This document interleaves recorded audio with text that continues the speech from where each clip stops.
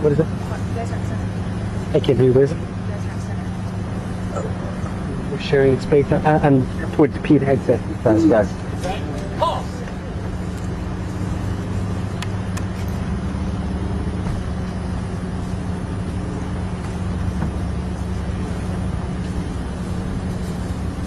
Good afternoon, everybody. It's good to be here at U.S. Central Command. Admiral Cooper, the commander of CENTCOM, was going to be here with me. We just got done with detailed briefings, but of course he is busy because CENTCOM, Central Command, will be busy tonight because President Trump said we will be hitting Iran hard, and we will be because Iran has a chance to make a good deal, a great deal, to codify what they said they've been willing to do, and they haven't been willing to do it. So as President Trump said, they've been tapping. You can see when someone's trying to tap on a deal.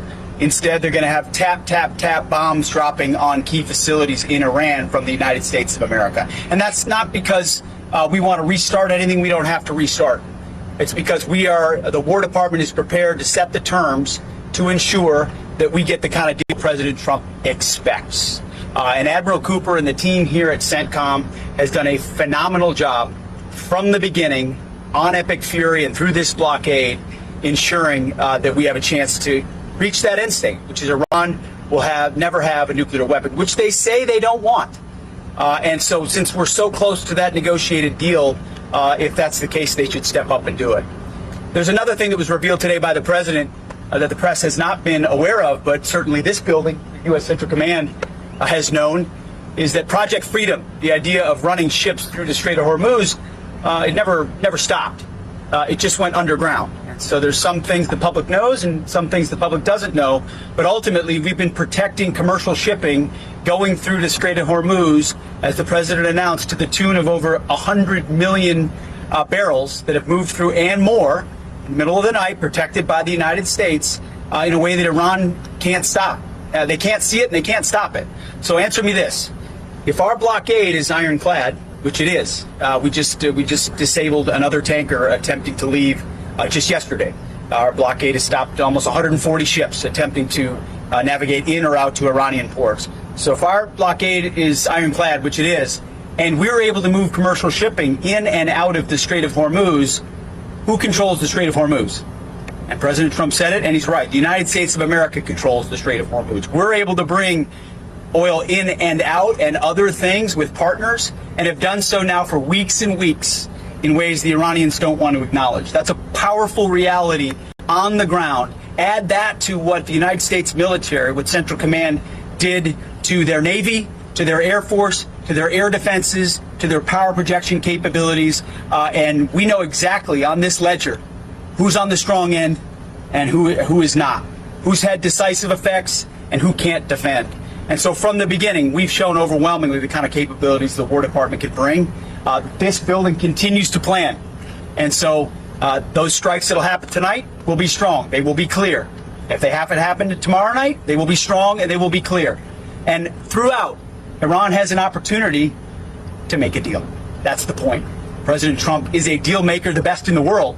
He's prepared to make that deal. Iran would be wise to take it. Otherwise, they would have to deal with the types of plans that I just had a chance to see inside Central Command. And I'll end with this. I had a chance to thank the thousands of incredible Americans here at the headquarters that represent the tens of thousands out in theater, just the absolute best, dedicated to the success of this mission. Whether it was Epic Fury or the blockade and the ceasefire and the things that have happened underneath it, to give the president all the space he needs to make a great deal. They're enthusiastic about this historic mission. They're enthusiastic about the incredible results that CENTCOM has shown, and the media wants to spin it. They always want to make America look bad. They always want to make the president look bad and make it look like he hasn't accomplished incredible things. What CENTCOM has done here has been historic.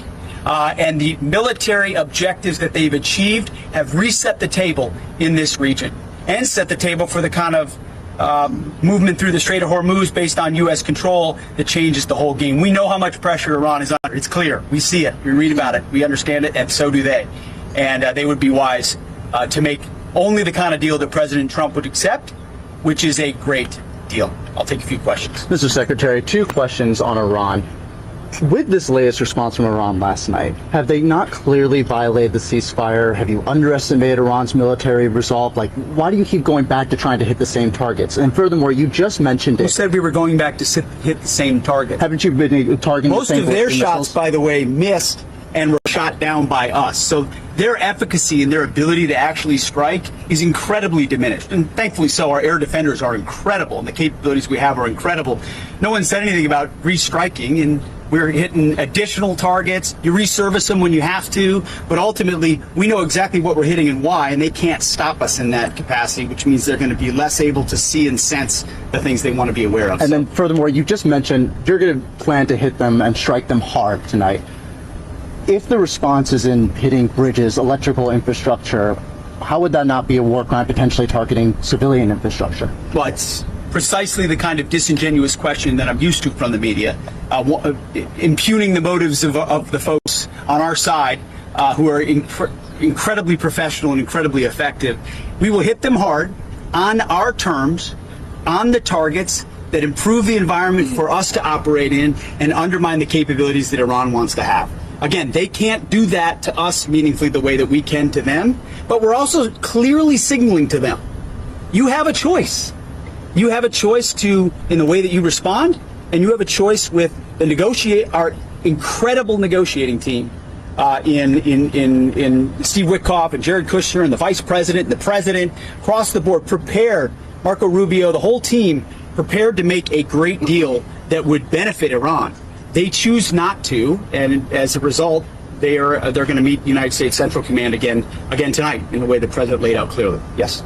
So in the event that the Iranians don't come to the table and they keep playing games and they refuse to make a deal, how certain are you on our targeting ability to immediately find and finish off and execute every remaining senior leader within the Islamic Republic of Iran, in IRGC? Well, let's just say this command has used the ceasefire wisely and with great efficiency to ensure that we are refining our intelligence and target sets in a way that are far beyond even the beginning of Epic Fury. And that's a part of what I had a chance to see today. So when you see the commencement of Epic Fury, if a conflict were to have to recommence, our ability to target, our ability to sense, our ability to see, our ability to get into networks has only been vastly improved over time.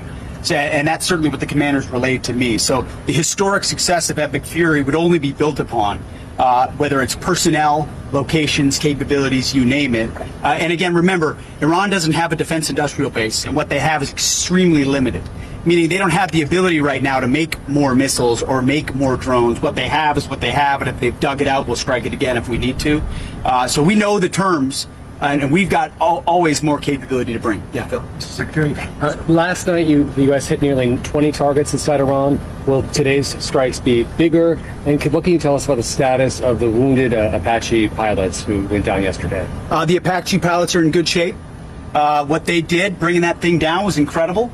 It was just Class A work by the great Americans who are incredibly skilled. People don't realize, this is a contested environment. As we've noted, we're running ships through. Iran doesn't really know how to see them or how to sense them, and so they're doing well, in good spirits, and we're grateful for everything they've done to protect the shipping and our interest in the process. What was your first question The again? strikes tonight, are they going to be bigger, more strikes than last night? We're not. We're as you know, we're not in the business of revealing what we're going to do or not going to do, but ultimately, what we do tonight are going to advance our military interests and also enhance our diplomatic position. Because again, President Trump, he's willing to go back and fight as necessary, but has given Iran an open hand to make this deal. It's right there. They have that chance. They're choosing to play games. They're choosing to tap. If they want to tap, then the president will turn to the War Department. If we need to negotiate with bombs, we'll negotiate with bombs. And we're very good at it. Nobody better in the world. And again, so we're in lockstep with the White House, in lockstep with the negotiating team to make sure we set the conditions, and the targets tonight are meant to do that. Just a follow-up, I know we spent half the day at Gitmo with you. There's still currently 15 prisoners there, mostly Islamic jihadists. So given Khalid Sheikh Mohammed's detailed confessions to orchestrating 9/11 and other al-Qaeda plots, Why has the United States government chosen to keep him alive and comfortable at Gitmo for decades, along with these other Islamic jihadists, instead of executing them and delivering justice for the 3,000 victims of 9/11 and the other service members who lost their lives in the war on terror? Well, I appreciate the question. There's a reason we started the day down at Guantanamo Bay, Cuba, in Southcom, is because we want to make sure Cuba understands that the United States capabilities are robust. It's right in our neighborhood. The Don Roe Doctrine is in full effect, and we're going to be prepared to defend with all the capabilities we need there, but also everything the War Department could bring to bear. So my message was clear there, and it was great to be with the Marines and others, do a little PT, see how fired up they are about their mission down there. But listen, I've written extensively about it. These Gitmo detainees should have been executed, in my mind, personally, a long time ago for the crimes of what they committed against the American people. Unfortunately, the gears of American justice got gunked up all the way back to when I was a guard at Guantanamo Bay. Right. In 2004, 2005, I was one of the guards, one of the, exterior guards, small part, in the first attempts on these trials that were just starting. There was a lot of hope. Hey, we might be able to try these guys swiftly for the crimes they've committed against the United States of America. And then whether it's international groups or lawyers and the things on top got layered on top and it all got stuck. We're committed to the death penalty in that case and in any others. We don't Is there have a any way to interest. expedite it though? Because it's been over 2 decades. Whatever we and- can do, we'll do. But I share your frustration. Also on Cuba, you mentioned earlier today about Cuba trying to procure weapons in terms of maybe potentially for other countries and the threat that might pose. Can you expand No, on it's that? just Are a you warning. point- Just a warning. Cuba's 90 miles away. No country should live under the threat of those kinds of capabilities across from their Are you talking shores. about Look at how. like WMDs or yeah? Well, I'm not going to tell you everything about what I know. There's classifications about things we know that we don't share with the press, which is why we're careful about press credentials at the Pentagon. There's a lot of things that the American people and the public don't necessarily need to know. All I know is 90 miles away from our shores, we shouldn't be tolerating any other country putting systems there. Just think about what, we see it playing out in CENTCOM. When you have weapons that can range like that, it creates factors you have to deal with. So our message to Cuba is don't get into that game. Don't get into the game where you're threatening Americans or the American homeland because that won't go well for them. Clearly, you must believe that there's a risk that Russia or China. Well, there's always a risk. There's always a risk, right? And we're monitoring the entirety of the globe. I'm not speaking to any specific intelligence. I'm just acknowledging the fact that there's a lot of pressure on the regime in Cuba right now, and rightfully so.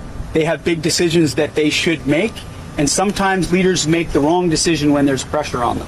We would encourage them not to go in that direction, which only creates the kind of threat the United States may have to deal with. And we have all the options we need in that How long would a U.S. military operation take to remove the communist regime in Cuba, and what would happen per se, and how long would it take to, reestablish order if President Trump were to decide to do a capture or kill operation with Miguel Diaz-Canel like he did with Maduro in Venezuela? All I would say is options, options, options. Our job is to present options at different scales depending on where the commander-in-chief and the president of the United States wants to go. So capture and kill is still an option? We've got options all over the map. Just like we've got lots of options in CENTCOM. That's our job. Yeah. Our building literally plans for a living. So besides the Pentagon, no one plans better than United States Central Command. So to kind of bring it back home to while we're here, those options are all those options are on the table.